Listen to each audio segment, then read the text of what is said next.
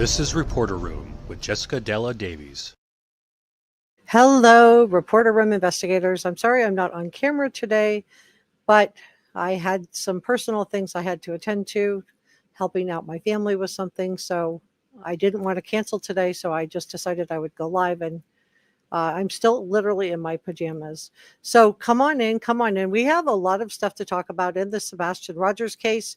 Today, we are going to be talking about we're going to talk about PI Heather. She is one of the original private investigators that was on the case. She was working for Seth Rogers. We're going to look at her early assertions and line this up with what we know from Seth Rogers and his interview with Laura Lodge. We're going to look at early claims by Katie and Chris Proudfoot.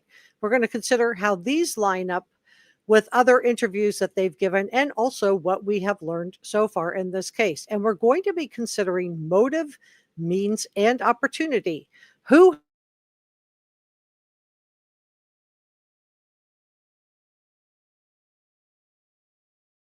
had a motive?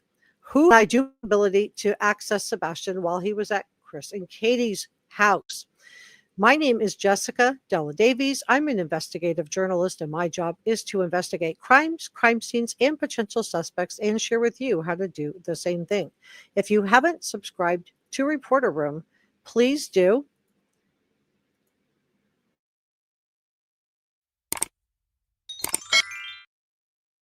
Like, share, leave a comment, and know that everything I'm sharing with you is my opinion. It's alleged. Do your own research. This video is for educational and entertainment purposes only. So we know that Seth Rogers did an interview with Laura Lodge. I'm not going to spend a lot of time on it. I've seen other content creators going through it. I'm going to touch on a couple of things that I think apply to what was happening in Katie and Chris's house, at least according to Seth. And I want to talk about motive, means, opportunity, and I also want to talk about Katie Proudfoot. But I want to start talking about some of um, the going back to some things that Chris Proudfoot has said, where he did admit to using a belt. I'm watching my words here in regards to Sebastian. So let's look at.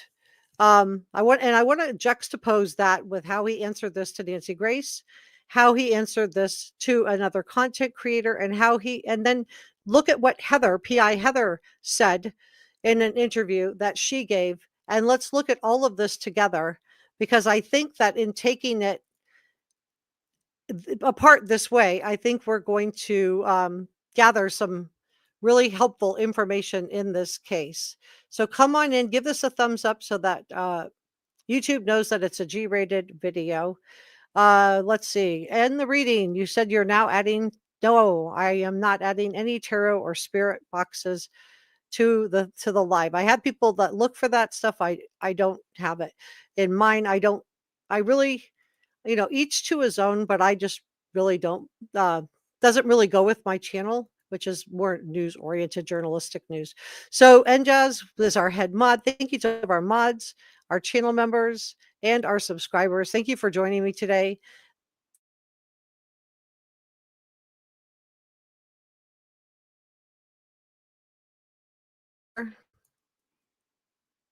Tara's here. Great. Come on in, guys. Leslie's here. I just want to give people a chance to come in. Dabs is here. Nadia's here. Michelle said, hit that like button. Yeah, thank you so much, Michelle.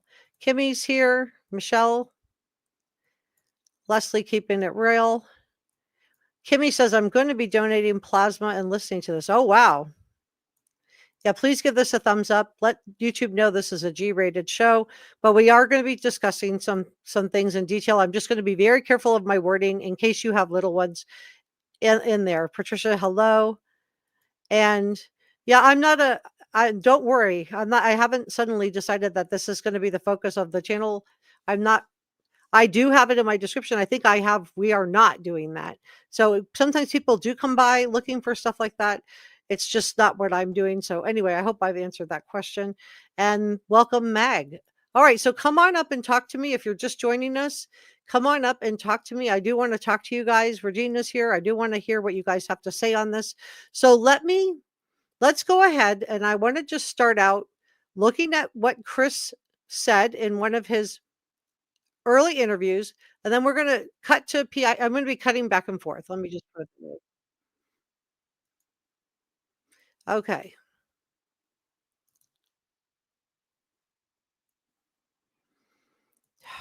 Okay. Let me make sure that what I'm looking at is what you guys are looking at. Sometimes I've done it before where I haven't. Okay, let me just make this bigger now. Okay, so this is Chris Proudfoot in an early interview with Nancy Grace. And who has this posting up here? Let's see. I'm on Facebook and it doesn't say who this post belongs to. It says Bish Lowen when I don't know. I don't know. Okay, so somebody posted this. I hope I said their name correctly.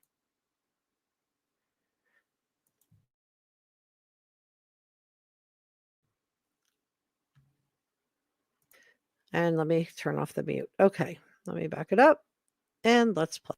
Sebastian with a belt. What happened?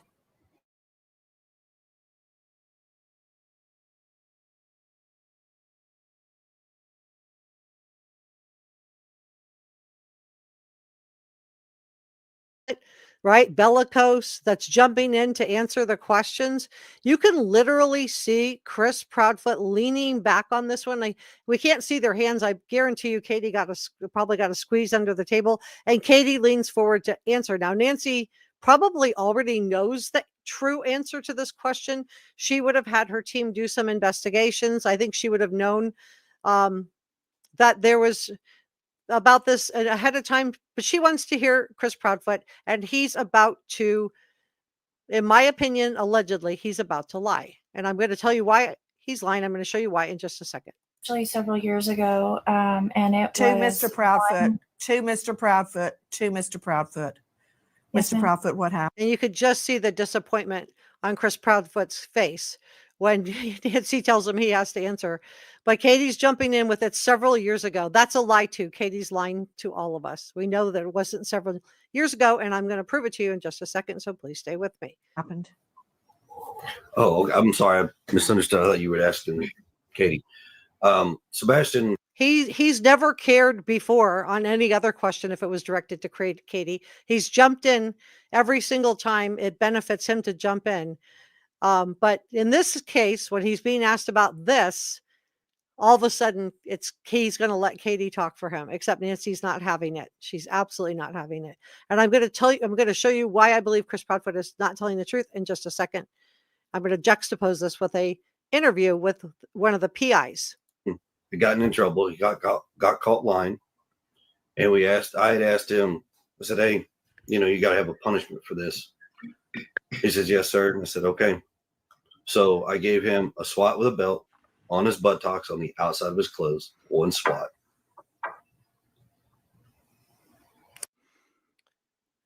I'm not sure I believe that because we know this wasn't years ago, but let's continue on because Nancy's going to follow up. What did he lie about?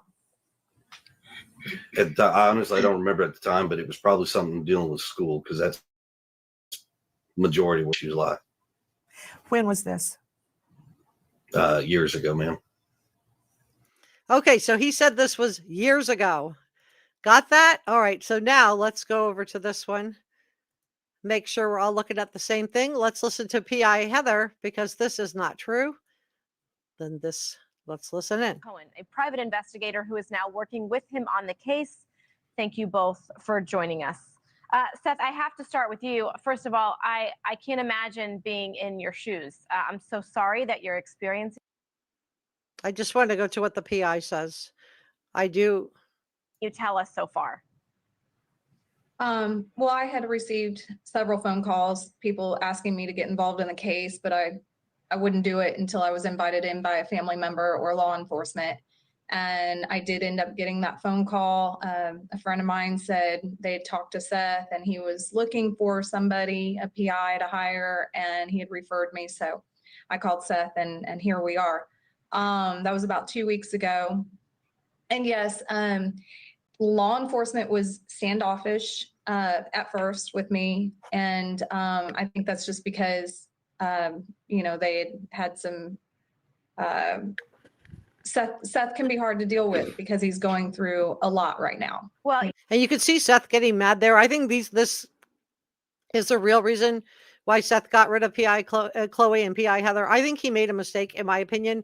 And the reason I think that they made a mistake is that I think that these two private investigators were working very well with law enforcement. But let's listen to what Heather says, because what Chris Proudfoot is claiming versus what private investigator Heather is claiming, and I think she has more credibility, in my opinion. And I'm going to tell you why another reason why I think Chris Proudfoot's lying. And then we're going to talk about Katie Proudfoot. But let's listen to Heather characterize what's going on in the Proudfoot house. yeah, I mean, it's a lot of trauma. So what can you tell us so far about your investigation? What have you learned? What were the circumstances of the home, of his mother, of his stepdad, the thud that they heard? Well, I'll tell you that from my investigation, I believe that this is a domino effect of events. I believe that we have to go all the way back to probably December. Okay, are you watching closely? Listen to this part. And January are going to be key months. There are a lot of events. There was a lot of turmoil surrounding Sebastian. We know that Chris Proudfoot was in the middle of a custody battle with his ex-wife. We know that the daughter did visit over Christmas break. We know that Sebastian was with Seth during that time. We know that that there was a DCS referral in, I believe, February. Okay, so that's not several years ago, is it, guys? February. That's the same month Sebastian disappeared. He disappeared on February 26th. Remember in our last live stream that I did last week, and we're going to talk about motive, means, and opportunity. Remember I told you that from Chris Proudfoot's point of view, he would never be able to take accountability, in my opinion, just showing some of the narcissistic, bellicose type of behaviors that he'd shown on his live stream with Web Sleuths, live with Trisha, and also in that recorded, he didn't know he was being recorded telephone call with PI Heather. So now so Chris Proudfoot is point blank lying to Nancy Grace about it being, and Katie is lying too, several years ago. To the Stafford home. That call was likely determined to be unfounded because the case was closed and that file is restricted at this time. I know Seth has tried to find out more about that call and he has been unsuccessful in doing so. So we know ultimately Seth did get the reports. It just took a little bit. Okay, so now let's listen to Chris and Katie Proudfoot. Let me make sure you're looking at what I'm looking at. Let me move myself out of the way. I'm sorry. I wish I would have moved myself out of the way sooner. Okay, there we go. All right, so let's hear what Chris and Katie, because they're about to lie. Any idea how many? 3, 10, 1? Probably at least 3 years ago. I don't understand how that turned into a CPS services complaint. Okay, so he's saying now that was 3 years ago. This is a lie. I believe the private investigator, Heather, and we also know from Seth that he has these reports. So why are they lying? Why are they lying? Heather just told us in the News Nation interview, PI Heather, that the CPS was at the Proudfoot house in December, January, February.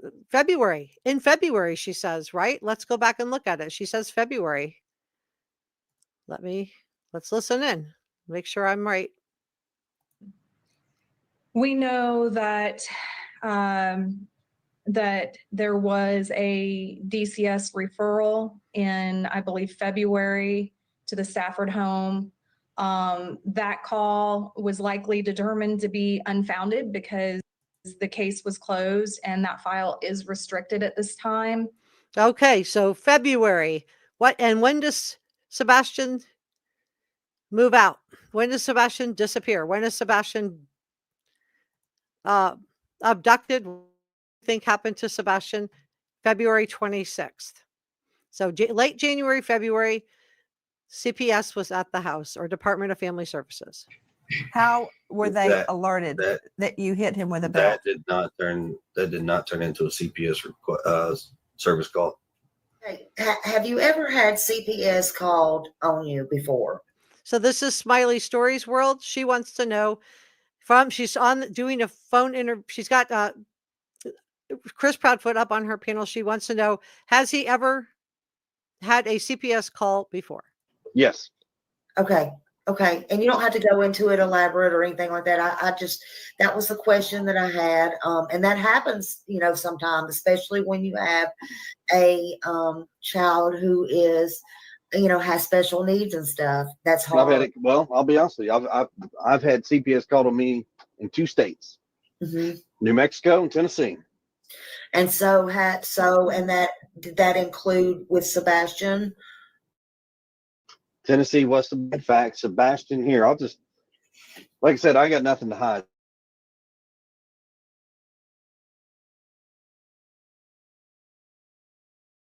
Somebody else's kids? Like, how many of you guys have had CPS called on you in CPS in 2 states? Put a 2 in the chat if you have had CPS called on you in 2 states. I just want to get a feeling for like how normal you guys think this is. Someone's school one day because we were at the house. He got in trouble. He didn't have a belt on. I was like, "Where's your belt?" And remember, he just got done telling Nancy Grace. It was not related, right? Right? Isn't that what he just said? Yes. 3, 10, 1. It probably at least 3 years ago. I don't understand how that turned into a CPS or Child Protective Services complaint. How were they alerted that you hit him with a belt? That did not turn into a CPS service call. Okay, so in one interview, he's saying it's not related to the belt and that it happened, the CPS was several years ago. In another interview, he admits he claims it was the belt. So he's lying. He claims it was the belt, and he claims that now he's admitting that he's had CPS called on him in multiple states. And then we have PI Heather telling us that it wasn't several years ago. Daughter did visit over Christmas break. We know that Sebastian was with Seth during that time. We know that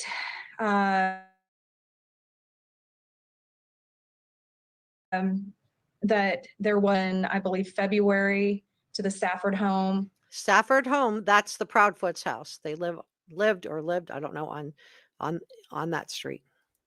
That call was likely determined to be unfounded. Case was closed and that file is restricted at this time. So just let that sink in, and let me just go back now to this. So my question is, why is he lying about this? Why is he lying about this? There is a missing special needs, and he is lying.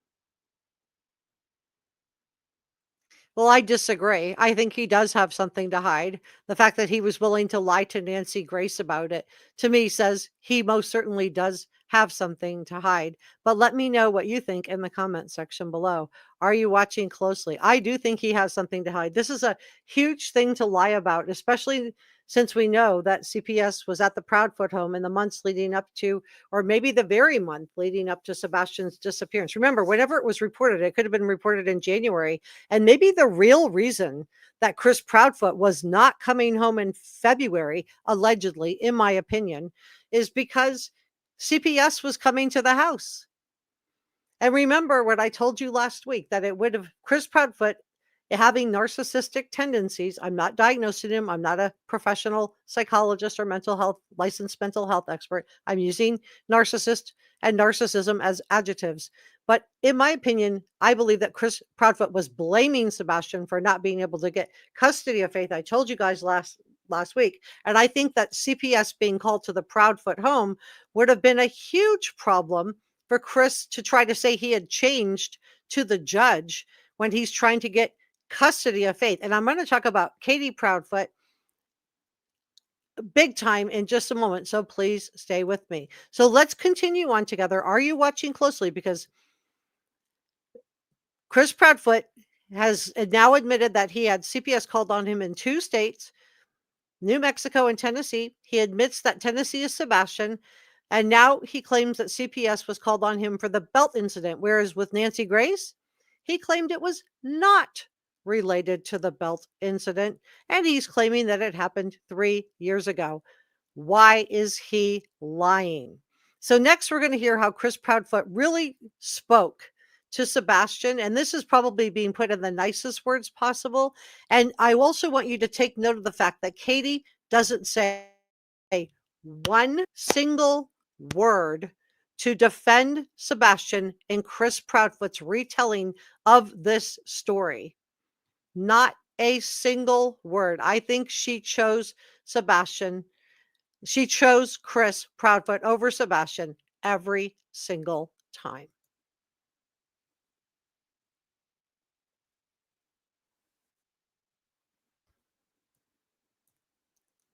Hold on.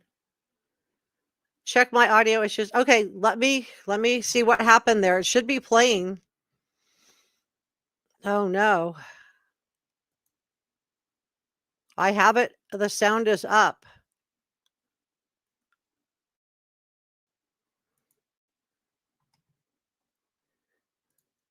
Let me see what happened there.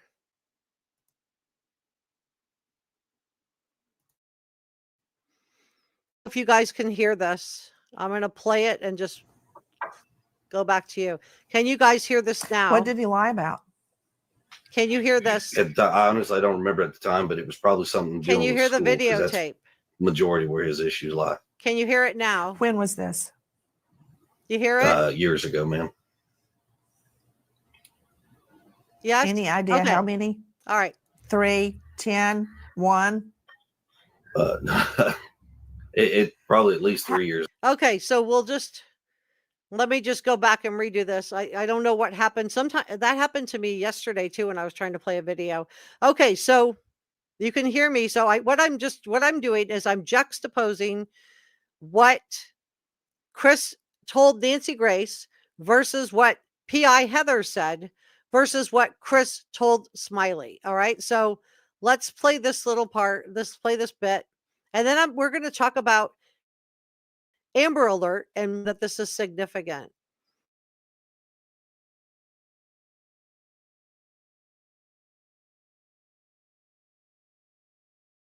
But let's listen into this part.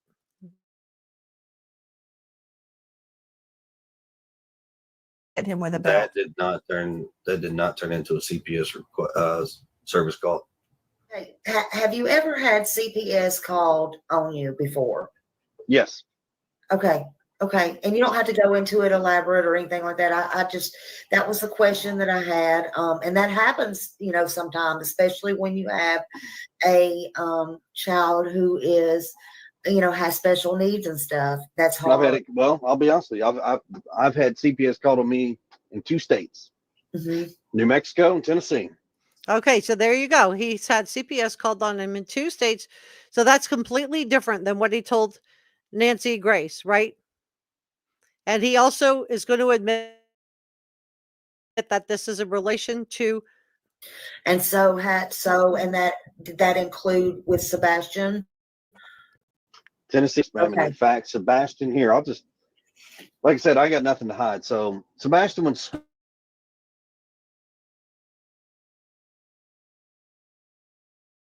school one day because he And I disagree. I think he does have something to race about this and telling different stories to different people if he didn't have got in anything trouble. He to didn't have a hide. belt on. I was like, "Where's your belt?" And So remember, a minute ago, he just told Nancy Grace this was not in relation to the belt incident, that it was 3 years ago. And now he's admitting he has CPS reports in 2 states, Tennessee and New Mexico. And now he's admitting that it was related to the belt.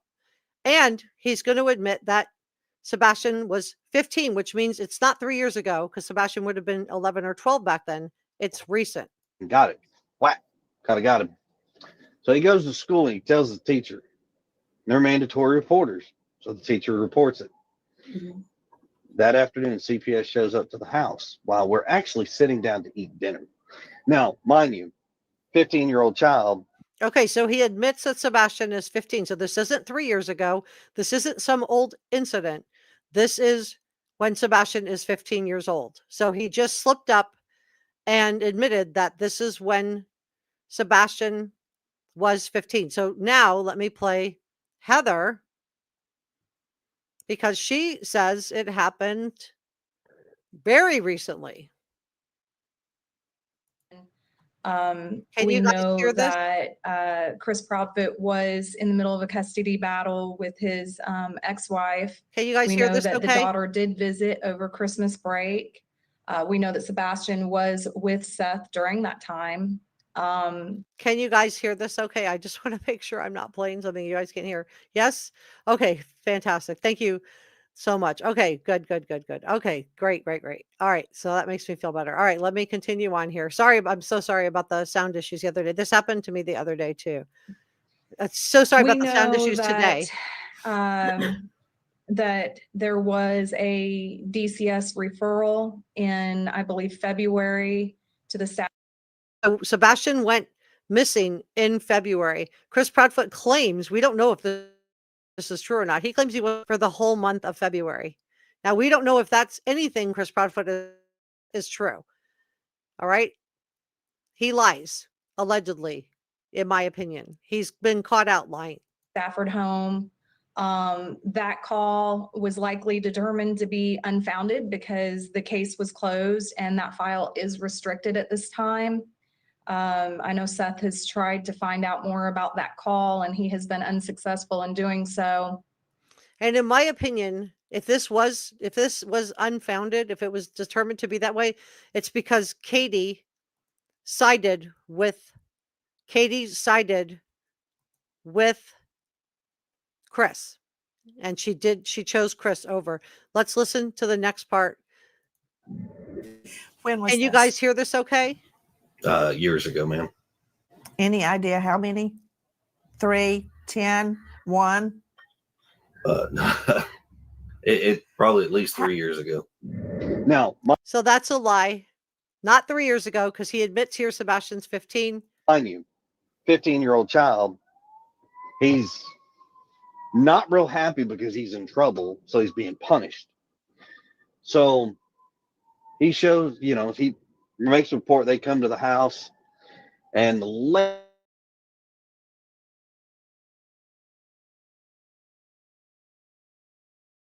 lady who comes to Okay, so the lady that's come to the house is that and he kind of garbles it, had the case before. So now he's admitting that she's been to their house before.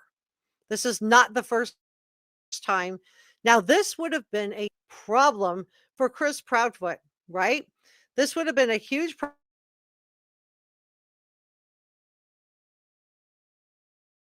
problem for Chris Proudfoot because he wants to get custody of Faith. So having Sebastian calling Child Protective Services on him multiple times is a problem for Chris Proudfoot. And I think this is one of the reasons.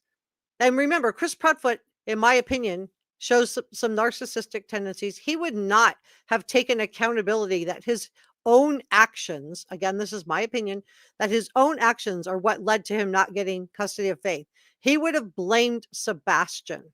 This would have been all Sebastian's fault. Just like CPS coming to the house isn't because Chris Proudfoot took a belt with a special needs child, teenagers, his own words, 15-year-old, that needed to wear a device because he had to protect his body, that he took a belt. So it couldn't be Chris's fault, even though that was his actions.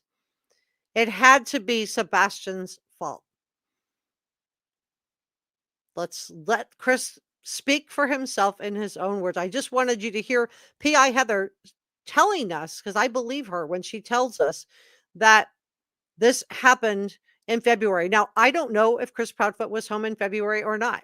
What I do know is that I don't believe anything that Chris Proudfoot tells us. We can't take him at his word because he's told different stories to different people. And this is important. This is important. There were other CPS reports, right? Were they regarding your other child? There is one in regards to my daughter that I know of out in New Mexico. So he qualifies that I know of out in New Mexico. There's one that I know of. So my question is, are there other ones that he doesn't know of, or he's just going to pretend because he just lied and said the one with Sebastian wasn't related to the belt and that it was 3 years ago. And yet when he's talking to Smiley, he slips up and says that was the belt. That was one of the calls, that she had been to the house. The CPS worker had been to the house before. And he tells us that Sebastian was 15. So that means it wasn't 3 years ago, because Sebastian would have been 11 or 12. So it's recent. And I played for you PI Heather's interview with News Nation, just a snippet of it, to just tell you that she saw stuff that it looked like it was closed out to her in February. So is the real reason that Chris Proudfoot was not coming home in February, in part because he didn't want to face DCF or Child Protective Services when they came to investigate this? Let me know what you think in the comment section below. Let's continue on together, shall we? Are you watching closely? Because I think, in my opinion, this would be a motive. This is just my opinion. I'm not saying anybody did anything to Sebastian, but in my opinion, this would be a motive. And just think about the Amber Alert for a second, you guys. Think about the Amber Alert. What is the criteria for an Amber Alert? To issue an Amber Alert, law enforcement must meet specific criteria, including 1, abduction. So police have to have a reasonable belief that a child has been abducted. They have to believe. So they would not have put out the Amber Alert on Sebastian if they didn't think that he had been abducted. The child has to be under 17 years old or younger. That applies. Sebastian was 15. 3, must be in serious danger of being physically harmed or done away with. I'm watching my words. 4, information. There must be enough descriptive information about the victim and the abduction. 5, database. The child's information must be entered into the National Crime Information Center database. Now, the Amber Alert system is designed to minimize delays and confusion by using this uniform criteria throughout the United States. And the criteria is intended to help the public find the child or the suspect. Now, a couple of additional Amber Alert criteria is 6, the child is imminent danger of serious bodily injury or being done away with or passing. I'm watching my words. 7, there is information available that could help the public find the child or the suspect. So I do believe that law enforcement thinks that an abduction took place because they issued an Amber Alert. I also think it's interesting that Seth talks, and I'm going to talk more about Seth, and I'm going to talk more about Katie in just a second. But let's just continue drilling down on this whole thing with Chris Foot. Let me just check in and say hello to chat. I want to thank NJAZ for gifting a reporter room membership. NJAZ has been gifting memberships almost every single live stream I've done. This is so nice of you, NJAZ. I really appreciate it. If you received that, please let us know who you are. And thank you to Brother Mike for the $1.99 super sticker. Mike has also been doing super stickers almost every single live stream. I really appreciate it. Thank you so much. And so we're going to drill this down. Let me just say hello to chat. and just see if you guys have any questions now that you guys can hear it. I want to have your input. Okay, so here's the answers to the questions. Yes, yes. Hey, Sharon, it's good to see you. Yes. Victoria says yes. Leslie says yes. BJ says yes. BJ, we have BJ Boop and BJ Marshall. Mani's Smoke says 15-year-old child and they are eating dinner before the CPS worker comes. He lies so much, in my opinion. Yes, we can hear. Okay, good. Months ago. Thank you. Hi, Florence. Hi, Maria. Maria says Chris Proudfoot is a bully A and should have been arrested for that, and Katie Proudfoot for allowing it. Yeah, he pretty much got away with it, didn't he? He got away with it. He was able to convince, and I think it's because Katie Proudfoot didn't stand up for Sebastian. If she would have backed up Sebastian, but I also think that this, in my opinion, is really the only motive that I'm seeing in this. We know from listening to Seth on Lore Lodge that, it sounds like Chris and Katie, wanted him to take Seth sooner. They were like desperate. Sorry, Sebastian sooner. They were desperate to get Sebastian out of the house, right? They wanted Sebastian out of the house. And I think that's what happened. You don't believe anyone. That's okay. That's why I wanted to put PI Heather on and use own words. So you can use that. Yes, yes, yes, yes. I don't see any no's. Hi, Holly. Yes, yes. This is our head mod, Njaz. Thank you so much to all of our mods, channel members, and subscribers. So Njaz says, please hit the like button on your way in. Yeah, please I'm doing a G-rated show, watching my words. So if you guys have little ones in the room. Holly says he seems annoyed that CPS interrupted his dinner. He's a terrible person, right? And then he slips up and says again, or the one that, let me back it up and let me just play it. He slips up and admits that it's happened before. He shows, he makes a report. They come to the house, and the lady who comes to the house is the same lady we've had. She's had a case before. So he realizes he's not telling the truth. The same lady we've had before. Because he's lying. They come to the house, and the lady who comes to the house is the same lady we've had. She's had a case before. She's had a case before. So he almost admits that. I think he did admit it. He's slipping up. So let's listen to what he tells Nancy Grace, because you don't have to take my word for it. You don't have to take Seth's word for it. You don't have to take PI Heather's word for it. You can look at it with your own ears and eyes. There were other CPS reports, right? Were they regarding your other child? There is one in regards to my daughter that I know of out in New Mexico with my ex-wife and myself. So why does he need a qualifier? One that I know of. Because I think there's more than one, allegedly, in my opinion. And then in Tennessee, he also says that there's one, and that it wasn't related to the belt incident. And we can hear with his own words when he's talking to Smiley that that she had been to the house before. So there was more than one, and that it was related to the belt. Now, the case that was before was something that didn't even happen, and it's like 3 stories that were shoved into one. And when they finally got it debunked, they were like, "Oh, he got to telling one story. It mixed it to 3, and it caused a commotion." Well, you know who's getting mixed up telling his story? Proudfoot. Remember, Chris Proudfoot also told Nancy Grace that he would take a lie detector and then didn't show up for it.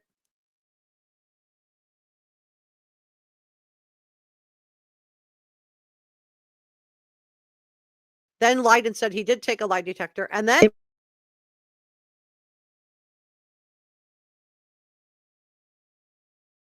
Do you really believe that law enforcement would not have wanted this guy, who, in my opinion, had a motive in the case, to rule him in or rule him out? I'm not saying he did anything to Sebastian. I'm just saying law enforcement would have thought this would have been a motive.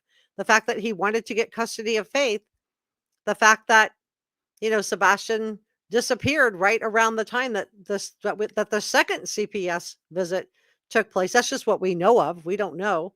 There could be more. We know there's at least one in Mexico that he knows of. So he has a qualifier on that one. So that's 3 between the 2 in Tennessee and 1 in Mexico that we know for a fact, because Chris Proudfoot's telling us that this is the case. So you tell me that law enforcement would not feel like this would have been a motive and just would have wanted to rule Chris Proudfoot in or rule him out. And you tell me that they would have told this guy, Chris Proudfoot, that he did not need to take a lie detector test. No lie, you don't need to take one. You're not suspicious at all. With all of these question marks, because motive means an opportunity, right? Motive means an opportunity. Or what we're talking about here. So motive is the tool and the ability to commit an act. So that's the how of a crime, right? And I believe that PI Chloe, that's different than PI Heather, gave us some insight what she was thinking when she asked Chris Proudfoot in the Web Sleuths with Trisha interview about Katie Proudfoot giving Sebastian, quote, the best day ever.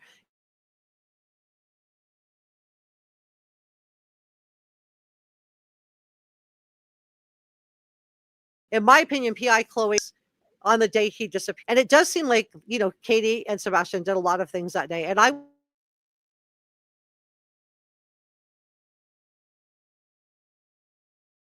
And Chris did anything to Sebastian, but it's concerning that Sebastian supposedly disappeared from inside his own house, but all of his shoes are in the house. And Seth confirmed this. He confirmed this. And if Sebastian left voluntarily, being high functioning, wouldn't he have put his shoes on a chilly winter night in February? Wouldn't Sebastian have taken his cell phone, maybe even some belongings? And I just keep coming back to that phone call between Chris and Katie Proudfoot. And I'm wondering if something unkind was said by Chris or Katie on the phone within earshot of Sebastian. And I do think that in listening to Chris's earliest interviews, where he refers to Sebastian using distancing language to the point that it set off alarm bells for professional statement analyst Peter Hyatt, who teaches law enforcement, for professional statement analyst Steve Johnson, and for professional criminal profiler Pat Brown. So I don't think he viewed Sebastian as his son. He calls Sebastian his son in later interviews, but I don't think Chris Proudfoot loved or cared about Sebastian. And I think, kids can tell when we love them and when we don't love them. So I'm just wondering if something went on that night that sent Sebastian running out of the house and the door locked behind him, or was locked behind him. We know Katie fell asleep. Was she drinking that night? How did he get out of the house without anybody hearing?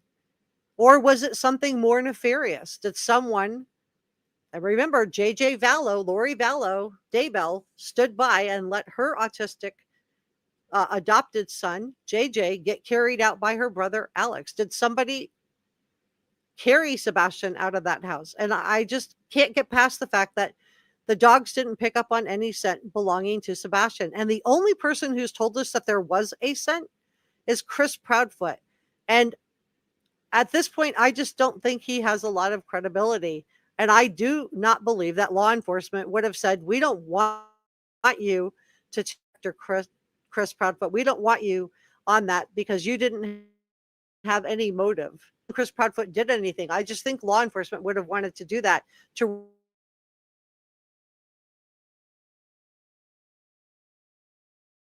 Katie Proudfoot in just a second. So please stay with me. Let me just check in with chat. Let me see where we're at. All right.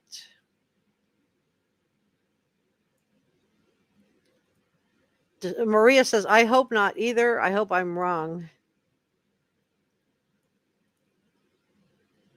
My news spoke said, if it was so imminent for him to be out of the home, why didn't they just tell Seth, we can't wait? You have to take him now. It's just so sad, in my opinion. Well, according to Seth, what Seth has said is that they did want him to take Sebastian right away. And Seth just needed time to get things set up for Sebastian. He needed to set up homeschooling, and apparently there was a waiting list for that. So he just needed to get things organized. So he was planning to take Sebastian when school ended. And I think that would have been a smoother transition for Sebastian. But I'm wondering, in light of the fact that Chris Proudfoot had these CPS, according to the private investigator, don't have to take my word for it.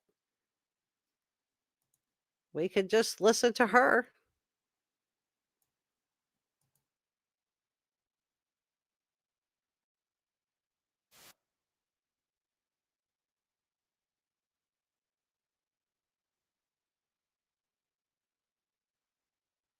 Can you guys hear this okay? Let me know if you can hear it.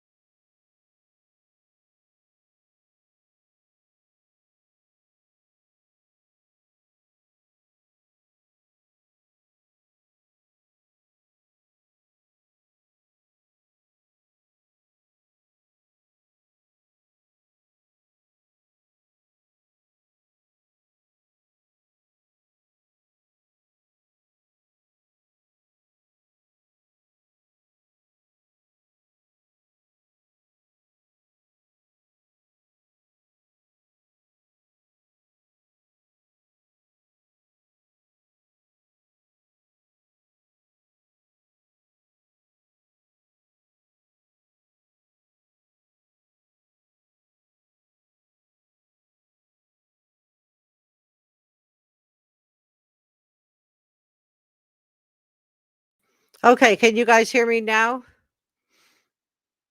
All right, let me try this one more time. You can hear it now? Okay, let me just play this one more time. Let me just grab it. Sorry about that. I completely lost my internet. So let me just go back to this.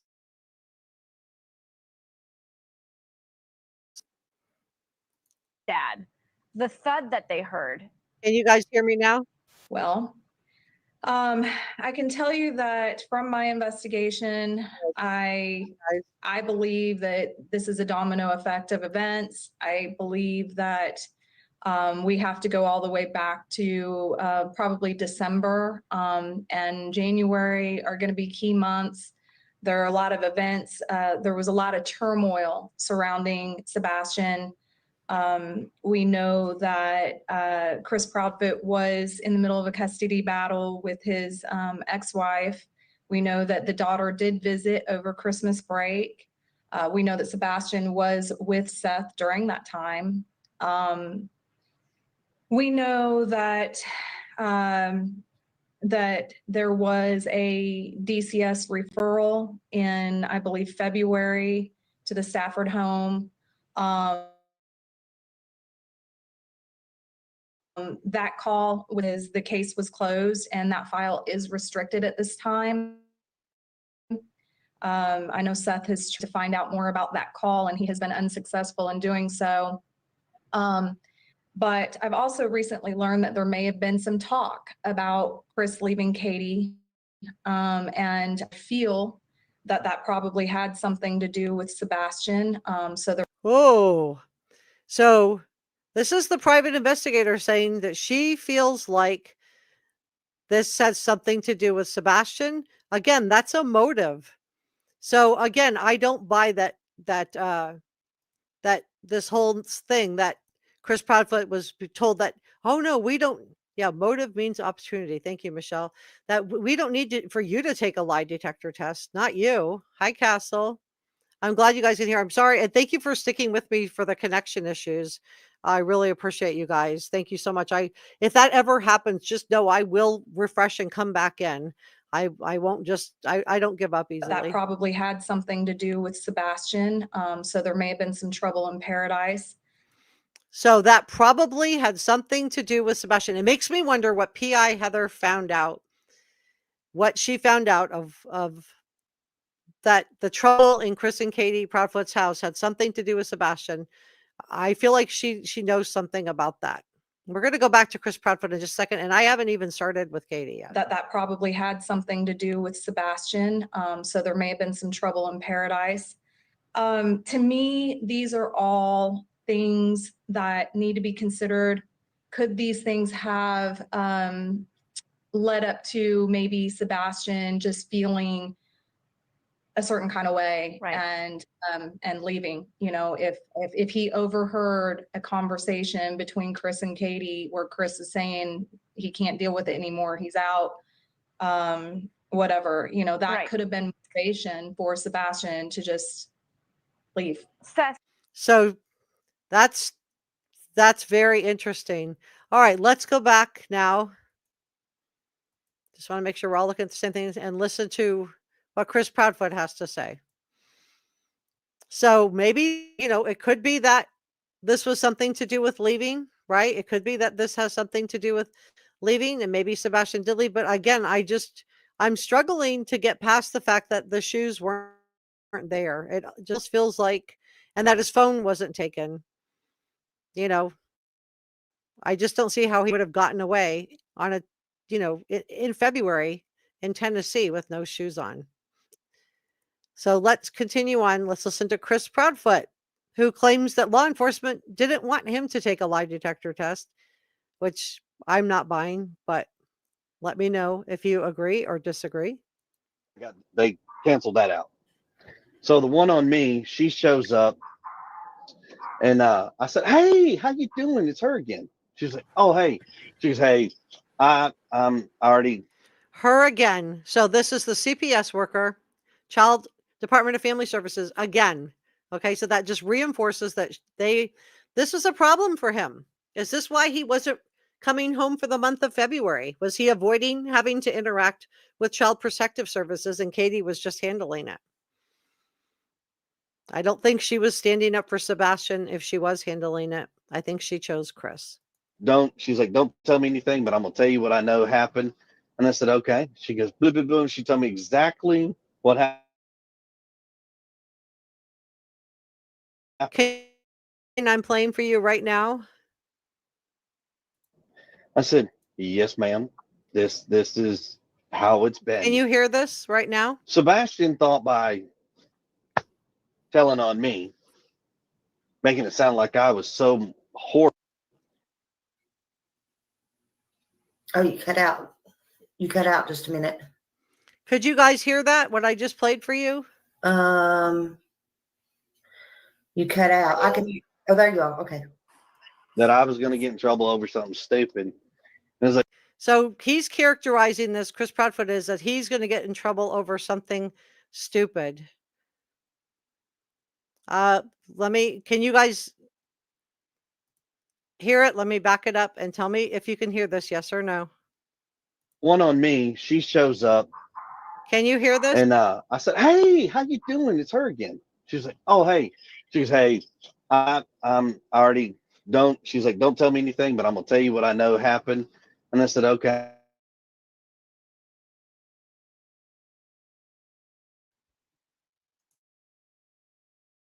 Oh my God. "Yes, ma'am. This is how it's been."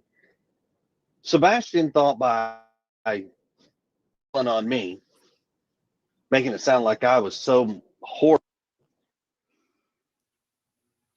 Oh, you cut out. So that's Chris Proudfoot cutting out. You cut out just a minute.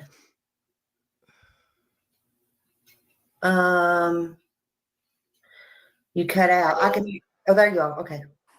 that I was going to get in trouble over something stupid. And I was like, no, Sebastian, you got punished, man. You got punished. And he was like, but, and I was like, you got punished. And the lady took him outside. She goes, Sebastian. So the lady took him outside, but Chris Proudfoot is claiming that he knows what she said. The lady took him outside, and he's claiming that he knows what this lady, the Child Protective Services, said to Sebastian when she took him outside. So either A, he's lying and he did not hear what he's claiming to hear, or B, he was listening to a private conversation between Child Protective Services and Sebastian. Just because you get in trouble and you get punished, you need to understand when you go and you say things about people and you lie and you fabricate things and you make it sound worse than what it is, sir, you can get in trouble for that. So that happened, and the lady was like, I am so sorry. And I said, no, he's just a child. Now, mind you, this conversation supposedly took place outside between Sebastian and the services worker, but Chris apparently can hear all of it. And in Chris's version, she's even apologizing to Chris, who's the alleged perpetrator in this. If you believe this version of events, He's upset. It is what it is. I'm okay with it. Mm-hmm. You know, he sat that back down at the dinner table and was like, see, eat your food. And we went back. And why is he so happy about this? He's almost gleeful. Can you imagine that law enforcement did not want this guy to take a lie detector test? Because I can't. And everything's been fine. Yeah. Okay. So this is from J is for Justice, I'm being told. Let me go back to this interview for a second. I do want to check in with chat. Let me just see what you guys are thinking about this. Because I do think this is interesting. Let me see.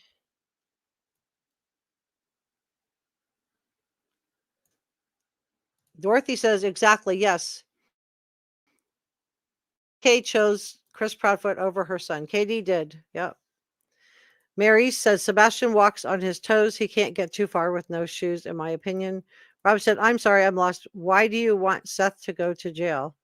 I never said that. I never said for anybody to go to jail. Are you talking to maybe you're talking to somebody else, Robin? CJK said Sebastian was high functioning, but he did have another medical condition. Yeah, he had a chromosome deletion issue. Yeah, he did. He was high functioning. Leslie, high functioning. She said, I hear Jessica, not the recording she's playing. Well, I hope you're hearing them now. And I'm so sorry we had technical issues today. It's outside of my control. I can't control the internet when it cuts out. But thank you for sticking with me, and I'm so sorry that this happened. Let's see. Leslie said, I think Sebastian also had water on the brain. Forgot the name for that. Hydrocephalus, I think is what it's called. Michelle said she agrees with you, Maryse. Me, as Chris Proudfoot shows antagonism towards Sebastian in a lot of his interviews. Yeah, I agree. Penjam, we hear it. Okay, good. Patricia said he listened. Mona's Smoke said, this is how it's been. Wow. You know what I think I'm going to do? I think I'm going to change from StreamYard to one of the other ones. And just because this has had so many technical issues, I'll try going live with, there's another one I haven't tried yet. I'll sign up for it and try that one and just see if that works better, because this was cutting in and out on me yesterday when I was trying to record my Gabby Petito video. I was using this platform to stream something I wanted to show you guys and record, and I kept cutting in and out. And so, yeah, classic victim blaming. Allison, you nailed it. Thanks, Nadia. Yeah, I'm sorry about the technical problems. Diane said, wonder if Feet hired one of these private behavior places to take him. They come without warning in the middle of the night. No belongings are allowed, no shoes. But if that was the case Katie still would have had to have let them in. Otherwise, they would have had to have broken down the door. And I think that after a year, we would have found out that they took him, right? Because there's been, an Amber Alert. Law enforcement is looking for him. So I think that if that had happened, I think we would have known about it. So Diane thinks no shoes, but I still think we would have heard something. Maybe that was the plan, though. And maybe Sebastian overheard it and ran out the door that night. Leslie says bull hockey. Castle says, in Castle's opinion, Chris is lying about what CPS said. Lies, lies, lies. Chris Proudfoot states himself, Brother Mike thinks Chris Proudfoot is horrible in his opinion. Ring camera. Yeah. And then we have that lights video. And Nadia says, you were horrible, Chris, to Sebastian. Hey, Pepper. Leslie says, Chris Proudfoot is lying again. All right. We haven't even started talking about Katie yet. Linda says, in my opinion, I don't believe Sebastian made opinion he was telling the truth. I believe him too. I believe him in multiple interviews. And then we have PI Heather. And PI Heather would have definitely not have had a motive to make anything up. And, I trust PI Heather. Diane says, that's BS. No child protective services worker would ever say that. I agree. It just seems if it was, it would have been like the most unprofessional ever. Right, Diane? And I don't think so, because we've caught Chris Proudfoot making up stuff in this. Meme says everything has been fine. Then Sebastian disappears. Patricia thinks it's B. Karen says lying isn't a characteristic of autism spectrum disorder, which Sebastian has. Thank you for sharing that. That's very helpful. 300 Toe says, how do you know Chris Proudfoot is lying? He opens his mouth. Ooh. Nub says, like Ramsey and corrupt DA Hunter, Craddock's hands probably tied. Very interesting. Gallison says Chris Proudfoot sounds giddy. Yeah, I thought he almost laughing when he's recalling this story. He's so pleased with himself in this story, in his version of this story. Do we have trolls? I haven't seen any. They may be. I mean, they may have been timing somebody out. I haven't seen any. Mike says that Chris Proudfoot is a liar and a jerk. CJ, in his opinion. CJK says, but didn't PI Chloe say last year before she was let go that the CPS cases were unfounded and that she was hired by Seth? So it would be interesting to know how she knew that. Well, I just played you PI Heather saying that they had been closed, but we haven't seen the CPS cases. And I don't know if it meant just that particular case that was closed in February. And remember, according to Chris Proudfoot, he wasn't coming home in February. Was that to avoid child protective services? And this would have been a big problem for Chris Proudfoot, in my opinion, for all of these CPS cases to be opening one after another. If there was more than one, and it sounds like there was, he slips up and says the CPS caseworker came again. So if Chris Proudfoot is, to me, that would be a reason for law enforcement to want him to take that lie detector, which is why I just don't believe him when he tells Nancy Grace that, or told other content creators they didn't want him to take a lie detector. Linda thinks that Sebastian was crying out for help. And I just want to be clear. I'm not saying that Chris Proudfoot did anything to Sebastian. I'm just saying that I'm not buying that the lie detectors think that they would have wanted to rule him in or rule him out. And they would.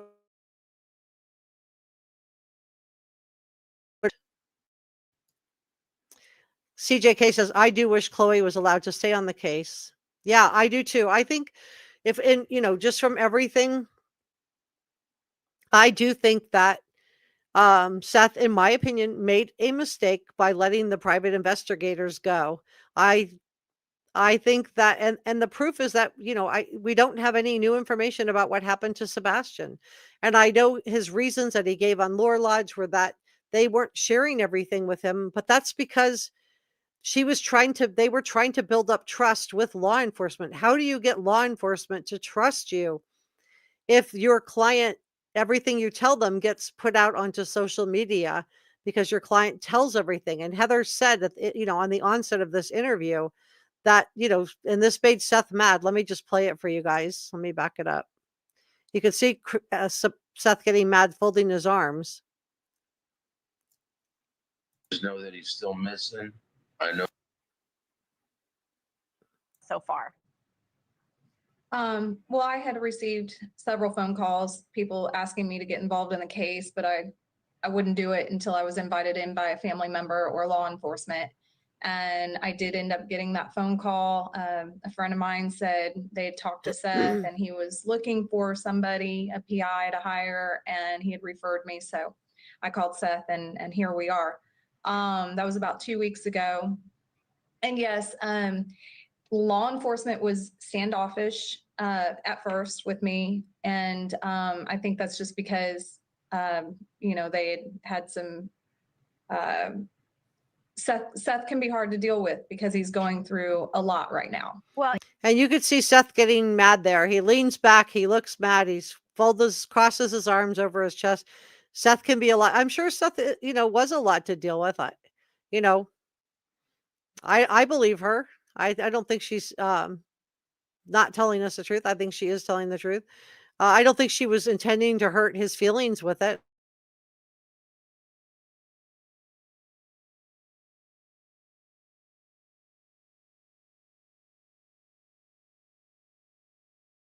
A handful. That Seth was a handful. yeah, I mean, it's a lot of trauma. So what can you tell us so far about litigation? What have you learned? What were the circumstances of the home, of his mother, of his stepdad, the thud that they heard? Well, I can tell you that from my investigation, I believe that this is a domino effect of events. I believe that we have to go all the way back to probably December and January are going to be key months. There are a lot of events. There was a lot of turmoil surrounding Sebastian. We know that Chris Proudfoot was in the middle of a custody battle with his ex-wife. We know that the daughter did visit over Christmas break. We know that Sebastian was with Seth during that time. We know that that there was a DCS referral in, I believe, February to the Stafford home. That call was likely determined to be unfounded because the case was closed and that file is restricted at this time. I know Seth has tried to find out more about that call and he has been unsuccessful in doing so. Okay, so I think, in my opinion, that it was unsuccessful. I think that was the reason that Chris Proudfoot was not coming home, in my opinion, allegedly, during the month of February. I think he was avoiding that visit. Was this the second time? Was this the third time? I don't know. Thank you so much, Chris, for the $1.99 super sticker. I really, really appreciate it. Thank you so much. Deb says, I've been wondering why Sebastian was plugging his ears in the Roadhouse video. Maybe it was loud in there for him. I'm not sure. Mag says, I don't believe he ran out she doesn't think he ran out the door.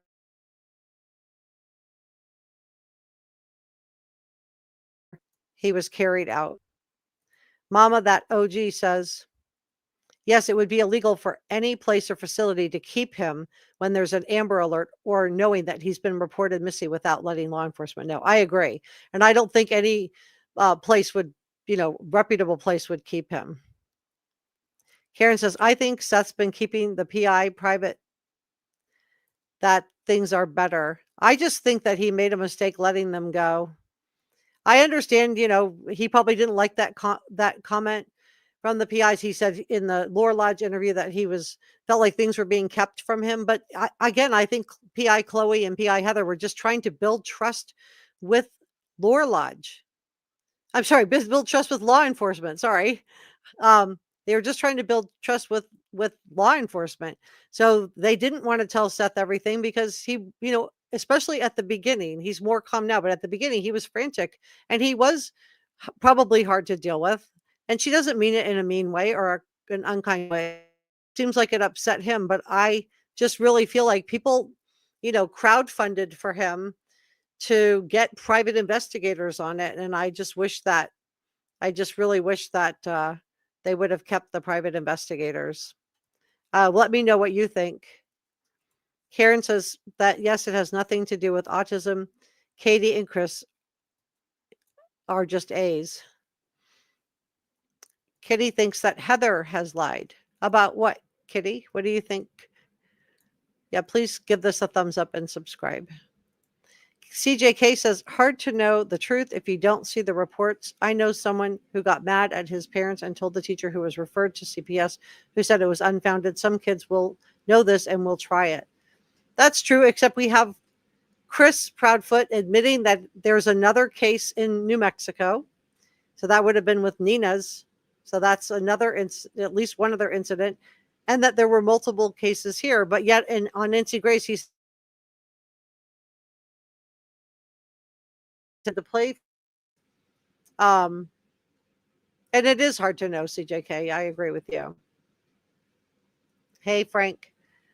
Tara says, the parents know where this child is, in my opinion. I don't know if they do or not. So I'm not saying they did anything to him. My point is that I just don't buy that law enforcement would have told Chris Proudfoot he didn't need to take a lie detector test. CJK says, I don't believe Sebastian would do this wanting a CPS case. Thank you for sharing that. Thank you so much. And Jazz is our head mod. Thank you to all of our mods today. And thank you so much to Allison for the $4.99 super sticker. I really appreciate it. And I'm so sorry about the audio problems connection. I will try another. I've been with the streaming service for a couple of years. I usually don't have any issues, but today it does feel like it's just been a plethora of issues. So I'm not really sure what happened there, but let me go through. I have still a bunch of stuff to go through today. So if Seth had been able to take Sebastian, would we have never known Sebastian's name? Would he have just gone to live with Seth? I think one thing that I did really appreciate with the Lore Lodge interview too was they brought out some great information on Sebastian's access to devices, and I think closed the door to a couple of theories. We know from Chris and Katie Proudfoot that in their home, Sebastian did not have access to interact with other people on his devices, including his cell phone. However, at Seth's house, Sebastian was left unattended. So we've always had questions that, could Sebastian have gotten into anything while Seth was at work? Now, Seth said that there was equipment needed for Sebastian to be able to interact with other people online while gaming, and that was not available to Sebastian at Seth's house. This is what he said. I don't know. Let me know if you believe this or not. I'm not telling you what to believe. I'm just going to bring you all the information so you guys can make up your own mind. Now, Seth, that Sebastian was interacting with anyone else online. So I guess my question is, why would issue an Amber Alert, which means that they believe there was an abduction, the fact that they issued that. And, is it possible that Sebastian went into Seth's room when Seth wasn't at home? Seth did work long shifts at the prison jail. So, I mean, teenagers do things they're not supposed to do. Now, Seth even elaborated and said that the headphones that Sebastian would have needed to access other people online for them to talk to him that were dusty. So he did not think that they were used. So I want to talk about Katie Proudfoot,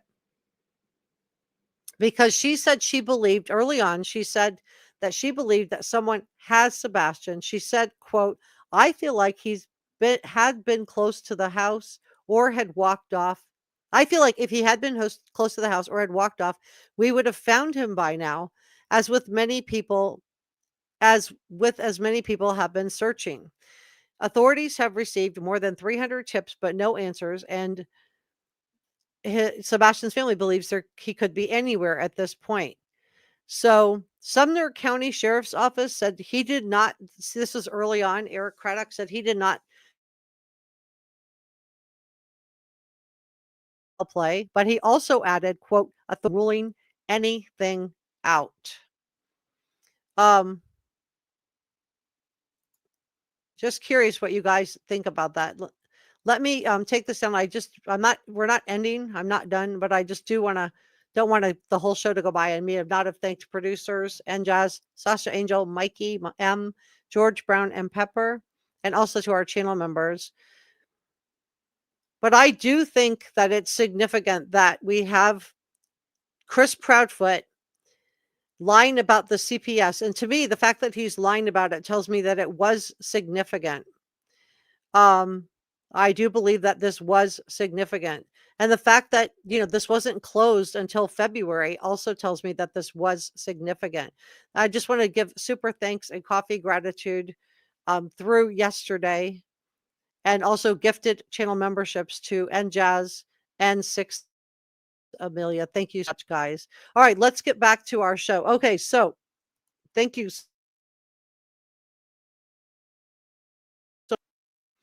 So we talked about motive, and I do believe, in my opinion, that law enforcement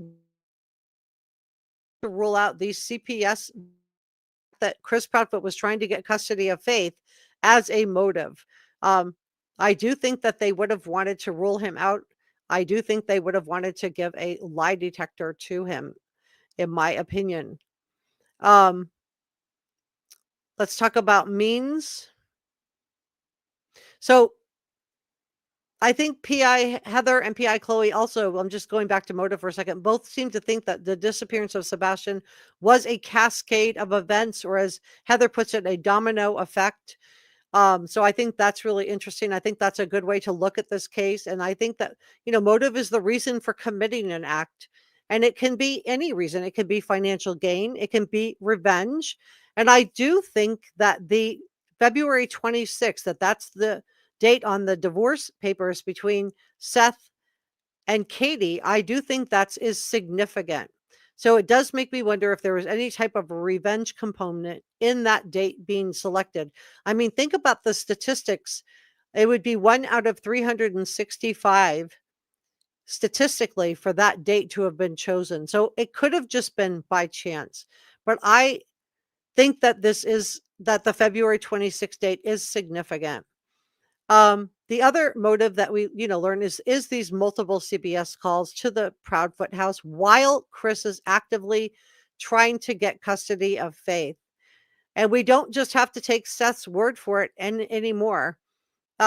We can take Chris Proudfoot's word for it, because I just played you where he talked about CPS coming to their house. He lied to Nancy Grace about it and told Smiley a completely different story.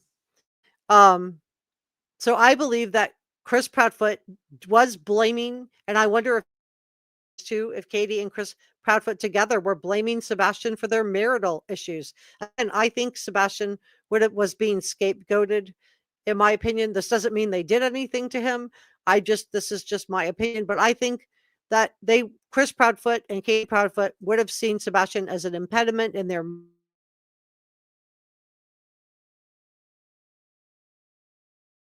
to get Seth to take right away. I think that last CPS call to the house in the weeks leading up to Sebastian's disappearance set into action a chain of events. Now Seth, Chris, and Katie wanted him to take Sebastian right away. And all Seth was asking for was some time to get some things set up for Sebastian. And also, I think Seth believed that it would be easier on Sebastian if he finished out his school year. But according to Chris and Katie, we're also talking about sending Sebastian away to a boys' school. This also came up in the Lore Lodge interview. Now, I don't know if this was like a military school. I don't know if they would have taken Sebastian due to the fact that he had a chromosome deletion issue, and that, and that he had autism. But it does seem like Chris and Katie were in a great big hurry to get Sebastian out of the house, and didn't want to wait until school was out, that wasn't going to be fast enough for Chris and Katie Proudfoot. I think Chris and Katie Proudfoot also seemed intent on getting custody of Faith, and that Chris had a hearing coming up right around the time that Sebastian disappeared, right? And as I shared with you in our last live stream, I believe that, that Sebastian would have been blamed for any problems that Chris was having, or perceived problems, or even potential problems that Chris Proudfoot would have been only too happy to blame Sebastian. Remember, as somebody that shows some narcissistic personality traits, at least according to professional statement analysts, I believe that it would have been easy for Chris Proudfoot to have blamed Sebastian for his inability to get custody of Faith. And Chris Proudfoot kidnapped Faith. He tricked Nina when she went to go take care of another sick child, and Faith was just a baby. And when she got back from that visit looking for her daughter, he refused to return Faith to her. And this is despite the fact that Nina had primary custody. This is despite the fact that Chris, according to what Nina has told, he withdrew his financial, physical, and emotional support. She had to go live with her parents in an effort to get her to end her pregnancy with Faith. So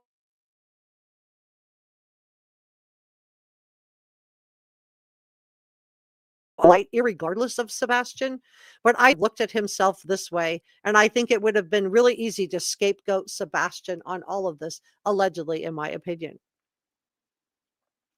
So we've talked about motive. Let's talk about means. Means are the tools and the physical ability needed to commit an act. So the how of a crime, or the ability to carry out the crime. And I believe PI Chloe did give us some insight into what she was thinking when she asked Chris Proudfoot about Katie giving Sebastian, quote, the best day ever, in her interview with Trisha on Web Sleuth Live. It does seem like Katie and Sebastian did an awful lot of things on that day.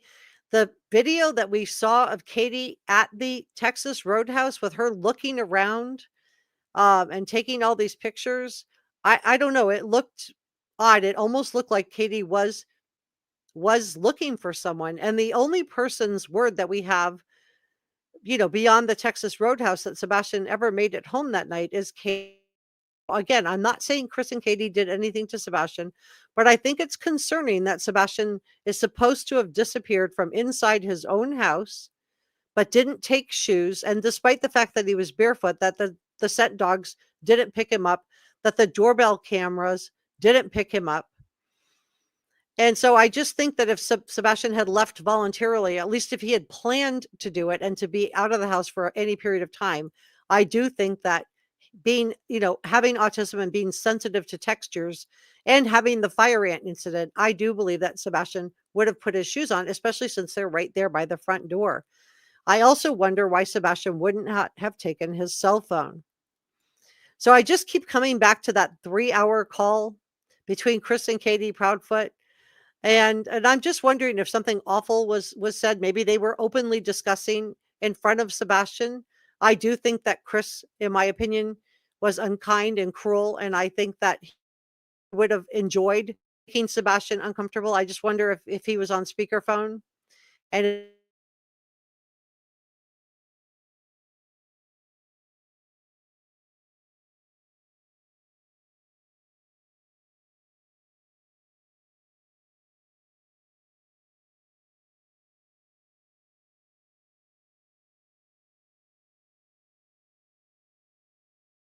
profiler Pat Brown, who's a professional, and she also found it concerning that there were 3 versions.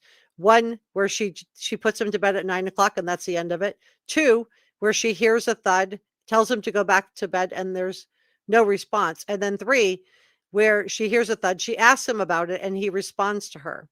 So 3 different versions from Katie, and I just played for you the different versions of the CPS calls that Chris has told us. So, was Katie drinking that night? Did she fall asleep, or did something more nefarious happen? So now let's talk about opportunity. We've talked about motive, we talked about means. Let's talk about opportunity. And opportunity is a chance to include the time and the place. It includes the where and the when of a crime and the perfect time for this to happen. Now, in my opinion, Seth has a rock solid alibi. He has a rock solid alibi. In my opinion, he went to the jail or prison where he worked. So he would have been seen on camera parking his car. He would have been seen on camera entering work. He would have been seen on camera at work, and he would have been seen on camera leaving work. So of the three parents, I think Seth had did not have an opportunity to do anything with Sebastian. I also, of the three parents, Seth has been out searching for Sebastian. Whereas the other two, Chris and Katie, have not. So I just don't see a motive for Seth to want to do anything with Sebastian. I'm not saying Seth is perfect. I'm not saying Seth hasn't lied. I'm not saying he's perfect. I'm not here to be a Seth apologist. Of the three, I think he has the best alibi, and I just don't see a motive. He was getting Sebastian, and hearing him talk on Lore Lodge, it sounds like he could have had Sebastian even sooner if he had wanted. So I don't see any motive as to why Seth would suddenly need to kidnap Sebastian. And it sounds like from he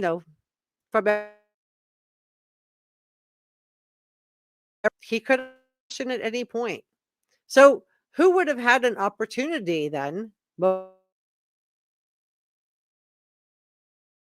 Sebastian. And again, I do think law enforcement does think it's an abduction, which is the reason why we have that Amber Alert in place for Sebastian. Well, if Sebastian did run out of the house, there's a couple of different things that could have happened. It could be random person was just passing by, but wouldn't that have gotten picked up on one of the many cameras? And wouldn't Sebastian's being outside going down the street have gotten picked up by cameras? We've all seen that lights video where we see the headlight and the tail light of a car start up.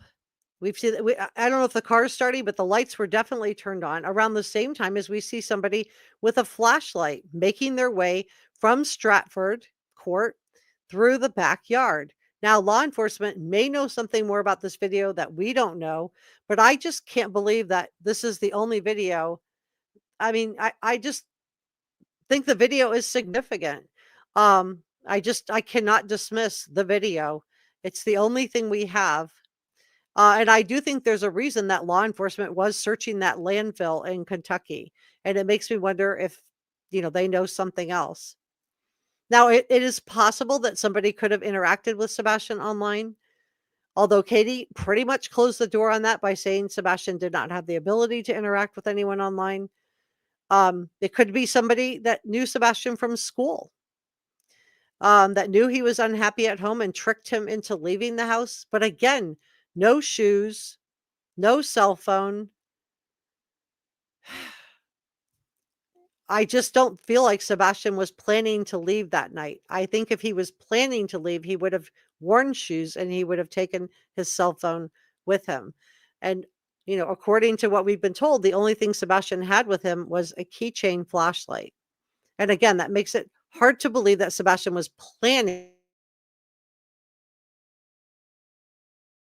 And the door closed behind him? Or is it possible somebody closed the door behind him, just thinking that they would teach him a lesson and then fell asleep, allegedly, and woke up the next morning and realized he wasn't there? What do you guys think? Let me check in with chat. I really appreciate how interactive this is. I really do. I appreciate everything that you guys, and Enjaz has gifted somebody else a reporter room membership. Please let me know who you are. Thank you so much, Enjaz. Really, really appreciate you. That is so nice. All right, let's go through and let me take some of your questions. Let me grab a sip of water really quick. All right. So let me back up here a little bit. Okay. Come on up and talk to me. If you're watching this, come on into the top chat. Carrie says, Seth got 5 reports. All were reported in the last 17 months before he disappeared. Okay. That's really interesting. That's really interesting. And that makes me wonder. Thank you for sharing that, Carrie. That makes me wonder if that is the real reason that Chris Proudfoot was not coming home in the month of February. Remember, we heard I played for you, Heather, talking about the fact that, the most recent one had been closed out. And I wonder if Katie refused to stand up and close it out herself.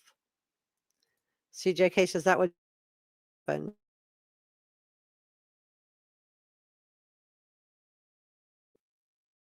Thank you so much, Jude. I really appreciate your positivity. Thank you, Michelle. Dorothy says revenge on Katie's side to Seth, in my opinion. I do wonder if there was some kind of vengeance there because of the date. I think February 26th was significant. Enjaz says, reporter room is my number 1 home. Thank you so much, Enjaz.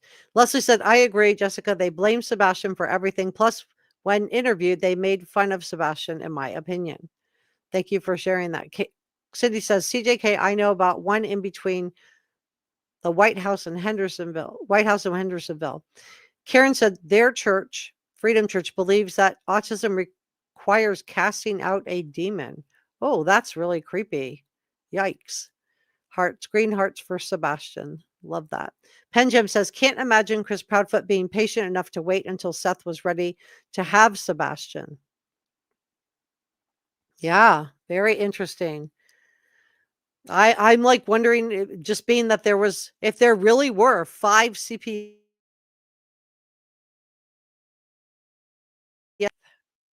hearing was coming up, right? That hearing came up just a few weeks after Sebastian disappeared. Dorothy said court was about to happen. Tell me, do you guys know what the date was on that court? When Chris Proudfoot's date was, if you guys know.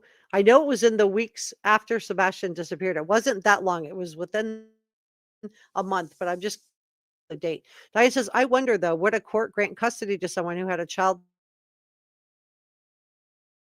Chris Proudfoot ever expected this to blow up the way that?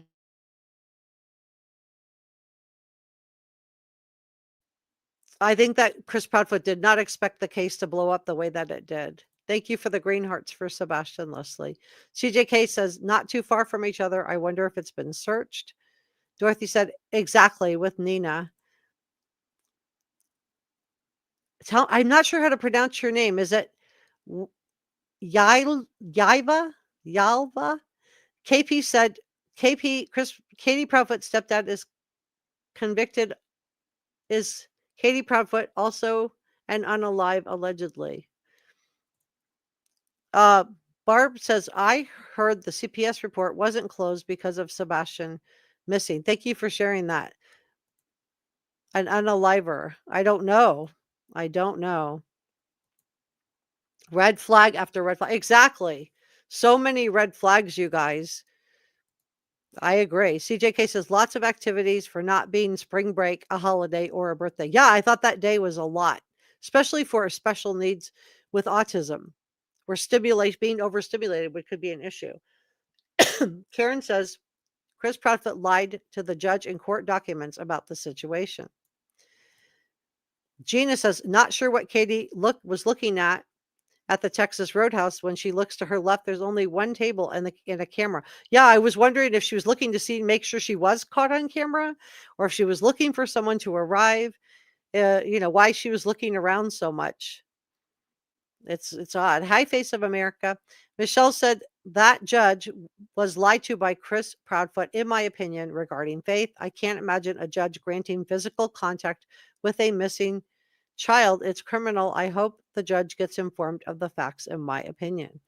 And also, we have a Facebook group. If you type in Reporter Room and Sebastian, we have Sebastian's Army, which is one Facebook group, and then we have a Reporter Room group where we talk about all kinds of different cases, including Sebastian. if you want to join us there. Cindy says, I don't think so. Maria said, in my opinion, Katie Proudfoot didn't fall asleep that night. Thank you for sharing that. Carrie says, Chris had given Katie an ultimatum of him or me. I think she snapped that night. Instead of calling for help, it was covered up. Seth reported she had gone after him, I'm watching my words, several times when drinking while asleep. Oh, that's interesting. So Seth said that she snapped after she fell asleep. Very, very interesting. Design says Katie allowed Sebastian to be around 2 registered SCOs. Yeah, we had the 13-year-old, but who I don't know if he was registered, but I know her mother, Katie Proudfoot's mother, is registered as an RO, right? I'm watching my words, RO. But I don't know anything about this. If you want to elaborate, Designs, that would be great. Seth is innocent, in my opinion. And Jazz says, welcome you, Carrie Starr. Dorothy said, yes, that 3-hour call, in my opinion, somebody already happened. Katie called Chris Proudfoot to come help. Chris Proudfoot got there. And then the video. So do you think the thud was added later because they needed to tighten up that timeline? The 9 o'clock till the following morning, they by adding the thud, it tightened up that timeline a little bit from at night till in the morning. And then adding that Sebastian answered, took an hour off of, somebody traveling or doing something nefarious. Marilyn said, it would be interesting to see the footage of Katie and Sebastian eating out together another time to see if this was their normal behavior. Yeah, I would love to see that. Meme said, who would have had a reason to abduct him? Yeah, I don't know.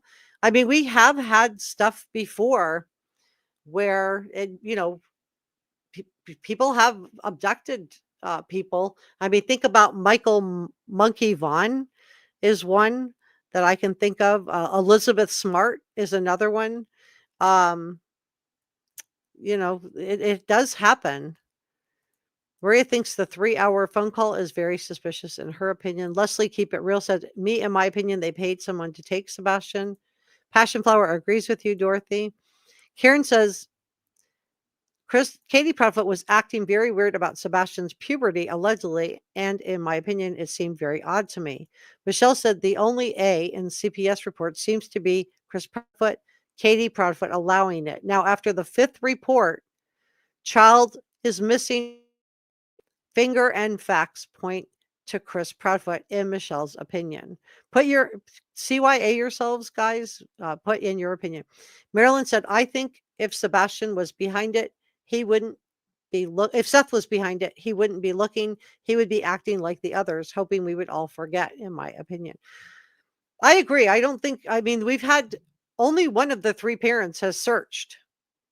I think that's another big red flag. Only one of the parents has actually searched for Sebastian. So I do think that's a problem. I really do. Well, guys, I think I'm going to leave it there. Thank you so much for joining me today. I really, really appreciate your coming by to spend a little bit of time with me. Thank you again to our producers. Thank you to our channel members. I really appreciate it. If you would like to have your name up here just like this, you can hit the join button. It's next to the subscribe button. And please consider subscribing. I can't get to 40,000 subscribers without your help. And we're doing a giveaway when we get there. I have a video labeled giveaway if you want to learn more about that. And then thank you so much. This is through yesterday for Super Thanks and Coffee Gratitude. If you're a channel member or you've done Super Thanks or Coffee Gratitude or gifted channel memberships, thank you for that. And I don't have your name up here. Please let me know so I can correct it. Thank you for your gifted channel memberships, and Jazz and 6 Cents Amelia. Yeah, when you're in the top chat, Jazz has been doing a lot of memberships, and I think Amelia did as well. Well, thank you so much, guys. And I will be doing another live stream. I'll probably try one of the other live stream companies just to see if it's a little bit smoother. And again, I'm sorry I'm not on camera. I did have some family things to attend to today, but I didn't want to miss our live stream. I was looking forward to coming and spending a little time with you. See you next time.